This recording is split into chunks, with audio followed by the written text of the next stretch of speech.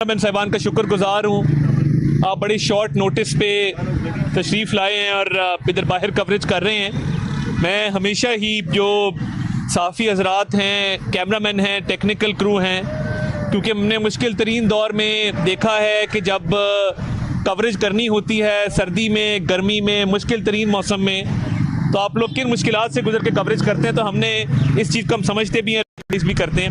आज जिस मौजू पे आपके सामने हाजिर हुआ हूँ, आज सुबह कुछ खैबर पख्तूनख्वा की जो हुकूमत थी तहरीक इंसाफ की, उसमें सोशल मीडिया ट्रोल्स की भर्ती का मामला सामने आया। और वो जब मामला सामने आया तो हमारे सामने कुछ तफसीलात आई हैं जो मैं आपसे शेयर करना चाहता हूँ कि किस बेदर्दी के साथ, किस सफाकाना तरीके से अवाम के पैसे को, गरीब अवाम के पैसे को अपनी प्राइवेट मीडिया और पब्लिसिटी कैंपेन के लिए बेदर्दी से लूटा गया। 2019 में खैबर पख्तूनख्वा हुकूमत ने एक प्लान बनाया कि सोशल मीडिया इन्फ्लुएंसर्स के तौर पर 1100 लोग भर्ती किए जाएंगे और इन 1100 लोगों को भर्ती किए जाने का मकसद ये होगा कि ये एक सोशल मीडिया ट्रोल जो सहाफ़ियों को गालियां दें, जो इदारों को गालियां दें, जो प्रोपेगेंडा कैंपेन्स चलाएं, जो एक पॉलिटिकल पार्टी का एजेंडा आगे लेकर चलें, तो ये 1100 लोगों को सरकार भर्ती करेगी। और ना सिर्फ भर्ती करेगी, सरकार इनको मुआवजा भी देगी। और मैं अगर आपको ये बताऊं कि जो टोटल खर्चा इस प्रोजेक्ट पर आना था वो 87 करोड़ रुपया था। 87 करोड़ रुपए के एवज, जो कि ये पैसा खैबर पख्तूनख्वा हुकूमत का पैसा, ये अस्पतालों पर लगना था, ये तालीम पर लगना था, ये सड़कों पर लगना था, ये गरीब अवाम की भलाई पर लगना था।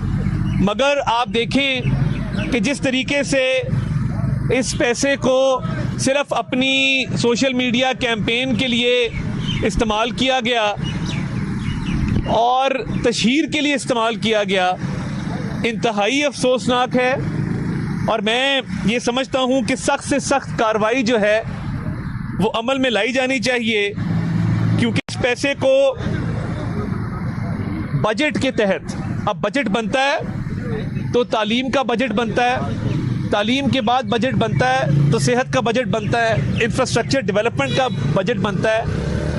किसी गरीब की, यतीम की, बेवा की जो वेलफेयर है, उसके लिए जो पैसा इस्तेमाल होना था, उसको जिस तरीके से इल्लीगल तरीके से सोशल मीडिया इन्फ्लुएंसर्स का एक लिबादा ओढ़ के अपनी पार्टी के लोगों को भर्ती करके, अब ये नौकरियां जो 1100 नौकरियां अपने सोशल मीडिया के लोगों को तहरीक इंसाफ ने दी खैबर पख्तूनख्वा में, क्या एक आम शहरी का हक नहीं था इन नौकरियों पर?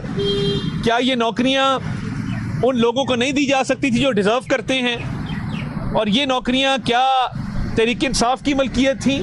और अगर पार्टी की तशहीर करनी थी तो उसका एक तरीक़ेकार था कि पार्टी की तशहीर करने के लिए पार्टी के फंड से कोई ना कोई अपना निज़ाम कायम किया जाता, पार्टी फंड देती और पार्टी ही इन सोशल मीडिया इन्फ्लुएंसर्स को अपने मकासद के लिए इस्तेमाल करती।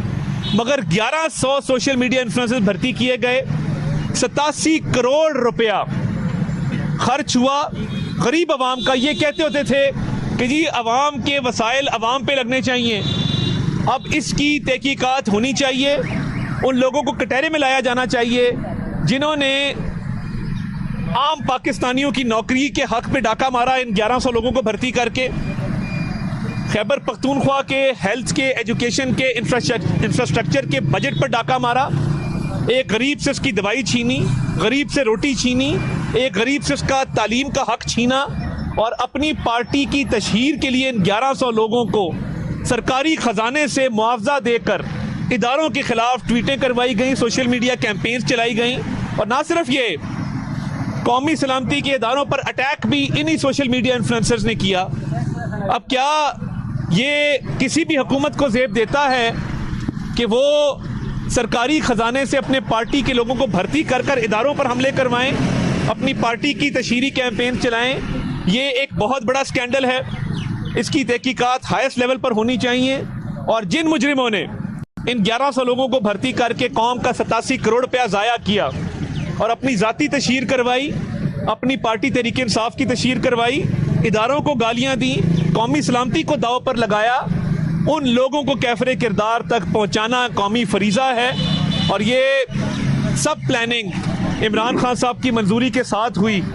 उन्होंने इन लोगों की भर्ती की मंजूरी दी तो ये लोग भर्ती किए गए और इनसे वो काम लिया गया। 87 करोड़ रुपया तो सिर्फ तनख्वाह में गया है, इसका टोटल हुजम 1 अरब से ऊपर है। जो पैसा खर्च किया गया, जो सेटअप बनाया गया, जो खैबर पख्तूनख्वा इंफॉर्मेशन डिपार्टमेंट में घिनौने जराइम होते रहे, जिसमें advertising agencies, fake advertising agencies को पेमेंट्स की गई, फज पेमेंट्स की गई, करोड़ों रुपए के चेक दिए गए, वो आज भी लेके फिर रहे, ठेकेदारों के नाम पे वो चेक्स हैं। Information department Khyber Pakhtunkhwa corruption का गढ़ बन चुका था।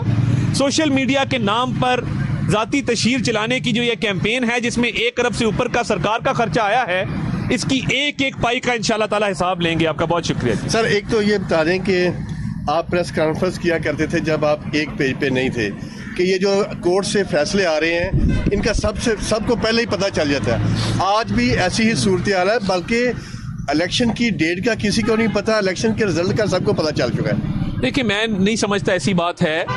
हाँ, ये ज़रूर समझता हूँ कि एक लाडले को लॉन्च करने के लिए जब मियाँ साहब को रास्ते से हटाया जा रहा था तो बेटे से तनख्वाह ना लेने पर निकाला गया। उसके बाद सुप्रीम कोर्ट के सुपरवाइजरी जजेस का पैनल तारीख में पहली बार बना, जिसने सुपरवाइज किया उस ट्रायल को जो रोज़ाना की बुनियादों पर चला था। रोज़ाना की बुनियादों पर नैब का कोई ट्रायल पाकिस्तान की तारीख में नहीं चला। उसके बाद अरशद मलिक की वीडियो आती है, शौकत अली सिद्दीकी की स्टेटमेंट आती है, एक एक लम्हा मियाँ नवाज शरीफ के केस का उससे सियासी इंतकाम की बू आती है। एक लाडले को लॉन्च करने के लिए जो ये सारे जराइम किए गए, क्या किसी वक्त उसमें इंसाफ नहीं होना था? क्या हमने आज अपीलें दायर की हैं? हमारी अपीलें पिछले 5 साल से दायर थीं। इन्हीं अपीलों में मरियम नवाज शरीफ साहिबा बरी हुई आज से चंद माह पहले। तो ये हमने रिवाइवल की एप्लीकेशंस दी हैं। और बात यह है कि जहाँ तक इलेक्शन की डेट का ताल्लुक है तो जनवरी में इलेक्शन होने चाहिए, और इलेक्शन कमीशन का भी यही जहन है। और इलेक्शन कमीशन ने बाकायदा तौर पर जब डीलिमिटेशन हल्का बंदियों का शेड्यूल 14 दिसंबर से 30 नवंबर तक लेके आए, उसमें उन्होंने उसको शॉर्ट किया।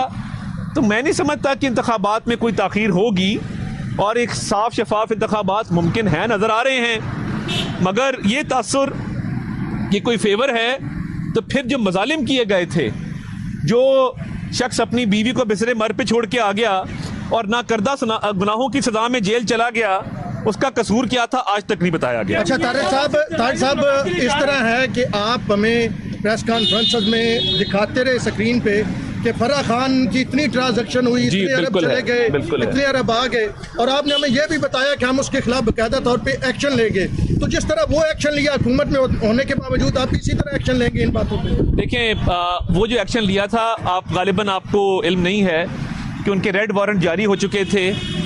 उनके खिलाफ ना सिर्फ नैब में FIA में तहकीकात का आगाज़ हो चुका, और उस केस में जो मेरी आखिरी इतलात हैं खासी पेशरफ्त हो चुकी थी। ये जो आज मामला उठाया गया है, मेरी चेयरमैन नैब से भी सदा है, मेरी FIA से भी सदा है कि ये बहुत संगीन मामला है 87 करोड़ रुपए का, और जिसके अंदर इन 1100 लोगों को सियासी बुनियादों पर भर्ती किया गया, कौम का पैसा ज़ाया किया। इनकी भरपूर तहकीकात होनी चाहिए। और फराह गोगी वाले मामले पर आपको पता है कि ऑलरेडी बहुत सारे लोग गिरफ्तार भी हुए, और अभी भी कुछ लोग हैं उस केस में जो कुछ स्टेटमेंट्स दे चुके हैं। उसमें भी मेरी दुआ है और ख्वाहिश है कि वो केस आगे बढ़े। फैमिली के हवाले से सिक्योरिटी थ्रेट के हवाले से खबरें चल रही है कि मना कर दिया गया है तमाम फैमिली को ट्रैवल करने। नहीं, देखिए, सिक्योरिटी थ्रेट ऑब्वियसली आपको पता है कि रहता है। जो हाई प्रोफाइल शख्सियात हैं, खान साहब को भी था, और मियाँ साहब की वापसी पे भी सिक्योरिटी के इंतजाम करते हुए बताया गया था कि सिक्योरिटी के इंतजाम बड़े अच्छे होने चाहिए, क्योंकि खुदा न खास्ता कोई छोटा मोटा वाक़या भी हो गया तो उससे नुकसान होता है। और देखिए, ये शरपसंद अनासर होते हैं हर जगह पे, तो मैं ये समझता हूँ कि सिक्योरिटी जो है उसका खदशा मौजूद रहता है, और जितनी हाई प्रोफाइल शख्सियात हैं इनको खुसूसी तौर पे रहता है। तारिक साहब ये बताइएगा कि आपकी जो सबका इत्तेहादी है पीपल्स पार्टी, उसने काफ़ी रिजर्वेशंस का इजहार किया है बारहा कि जो इंतखाबात में देर की गई है या मुमकिन तौर पे जो की जाएगी वो मियां नवाज शरीफ को फैसिलिटेट करने के लिए की जाएगी। इस तरह का तासुल जो है इसको कैसे ज़ाहिर करेंगे? बड़ी इज्जत है, बड़ा एहतराम है बिलावल भुट्टो जरदारी साहब का, आसिफ अली जरदारी साहब का। उनके लोग आजकल हमारे पर तीर बरसा रहे हैं, उनका अब निशान तीर है तो उन्होंने बरसाने तो हैं ही, मगर मैं ना उनका जवाब देना चाहता हूँ और ना उनकी कोई इज़्ज़त में कमी करना चाहता हूँ। हमारे लिए वो काबिल एहतराम है, मगर ये जो तासर दिया जा रहा है, मेरे कुछ सवालात हैं। क्या मरदमशुमारी जब हुई और मंजूर हुई तो क्या उनके वज़रा मौजूद नहीं थे? मरदमशुमारी के बाद जब मरदमशुमारी का फाइनल डॉक्यूमेंट साइन हुआ, क्या मुराद अली शाह साहब ने उसको साइन नहीं किया था? क्या काबीना जब ये सारे फैसले कर रही थी तो उनके काबीना में लोग मौजूद नहीं थे? मौजूद थे। उनकी स्टेटमेंट्स और आंखों पर, उनको हक है स्टेटमेंट्स देने का, मगर ये तमाम फैसले मरदमशुमारी के हों या वो आगे डिलिमिटेशन के हों, हल्का बंदियों के, इनमें वो बराबर के शरीक रहे हैं। तो जो भी गिले गुजारियाँ उनकी हैं, हम सियासी लोग हैं, मेरा ख्याल है उनको दूर करना चाहिए। अच्छा सर ये बताइएगा सर, 4 साल पहले मियां साहब को इन्हीं अदालतों ने जेल भेजा और इश्तिहारी करार दिया और आज यही अदालतें रिलीफ दे रही हैं। देखिए, होता ये है, जब बेगुनाही के सबूत आ जाएं, एक शख्स पे कत्ल का इल्ज़ाम लग जाए और फिर ऐनी शाहिद कह दें या कोई उस केस में एविडेंस आ जाए कि इसने कत्ल नहीं किया, तो उसको जेल में रखना चाहिए। आपने अरशद मलिक की वीडियो का मामला देखा, शौकत अली सिद्दीकी साहब की स्टेटमेंट देखी, आपने जुल्म करने वालों की स्टेटमेंट्स देखी कि ये ज़्यादती हुई थी, तो मैं नहीं समझता कि इसमें कोई नाइंसाफ़ी वाला अंसर है। बिल्कुल कानून और इंसाफ के मुताबिक हो रहा है। जी फैजान साहब, सर ये बताइएगा कि कौमी मफाहमत की बात की जा रही है। दुरानी साहब जो हैं साबिक वफाकी वजीर थे, वो भी बड़ी कोशिश कर रहे हैं। सदर से मुलाकात हुई, PTI के वफ़द से मुलाकात हुई, कल फजल रहमान साहब से मुलाकात हुई, और ज़राए ये बता रहे हैं कि फजल रहमान साहब ने भी इस बात पे एग्री किया है कि PTI से जो है वो बात करनी चाहिए और सब मिलकर दोबारा बैठें और मुल्क को आगे लेके जाएं। तो क्या मुस्लिम लीग नून PTI से बात करने के लिए तैयार है? या देखिए, मेरी ज़ाती राय अगर पार्टी मेरे से पूछेगी तो मेरी ज़ाती राय में उस शख्स ने जिसने साइफर लहरा कर कौम को झूठ के पीछे लगाया और कहा हमने इससे प्ले करना है, खेलना है, कौमी सलामती के इदारों पर 9 मई के हमले किए, उस पर बड़े संगीन केसेस हैं। मेरा नहीं ख्याल जब तक ये साइफर वाले केस और बाकी केसेस का फैसला हो जाए तो हमें किसी कौमी मुजरिम के साथ बैठना चाहिए। मेरी अपनी पार्टी को यही राय होगी कि सबके साथ बैठना चाहिए सिवाय इनके। आप कह रहे हैं कि मियां साहब ने सबको माफ करते हैं, क्या जो लोग मुलविस थे उनको माफ किया? मैंने तो ये बात ही नहीं की भाई, पता नहीं आपने कहाँ से ये बात पे कर ली। मैं तो सिर्फ ये नेगोशिएशंस की बात कर रहा हूँ। तो बहुत शुक्रिया जी। Thank you.